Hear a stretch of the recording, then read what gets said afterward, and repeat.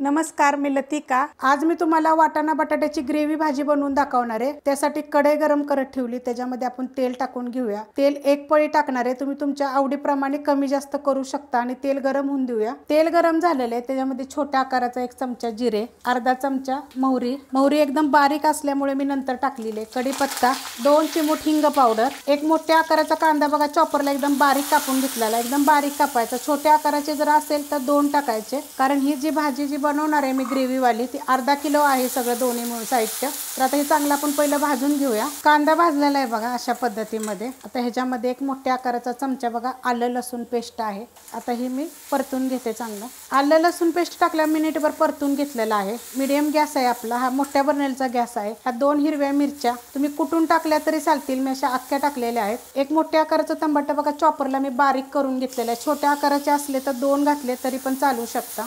आता हे पण आपण 1 मिनिटभर परतून घेऊया। मिनिटभर परतून घेतलेलं आहे, आता गॅस बारीक करूया। तर ह्याच्यामध्ये थोडीशी हळद हलवून घेऊया, चवीनुसार मीठ मिक्स करून घेऊया।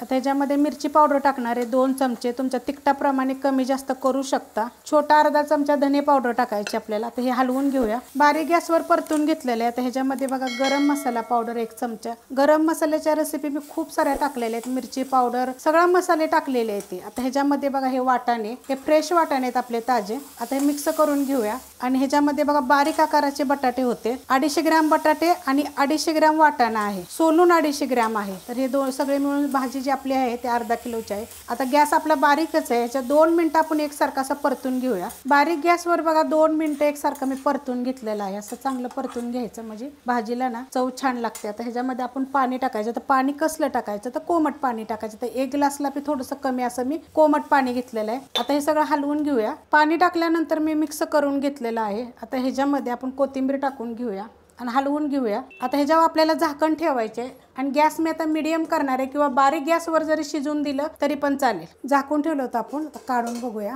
बघा मस्त असं झालेलं आहे अशा पद्धतीत। मी एकदा पण उघडून बघितलं नाही, जर तुमची कढई पातळ असेल तर उघडून बघा, खाली वगैरे लागेल। आणि एवढं बघा ग्रेव्ही झालेली आहे। ह्याच्यापेक्षा जर तुम्हाला कमी ग्रेव्ही पाहिजे असलं तर अजून 2 ते 3 मिनिटं बारीक गॅसवर ठेवायचं आणि बघा मस्त असा बटाटा शिजलेला आहे आपला। बघा अशा पद्धतीत शिजवायचा, एकदम छान लागतं। करून बघा तुम्ही, ही पुरीभर खाऊ शकता, चपातीभर खाऊ शकता, फुलक्याभर खाऊ शकता। सगळ्या रेसिपी मी अपलोड केलेल्या आहेत, चपातीभर भाकरीभर मस्त अशी झालेली आहे बघा। रेसिपी आवडली की लाईक करा, सबस्क्राईब करा, कमेंट करा आणि शेअर बी करा।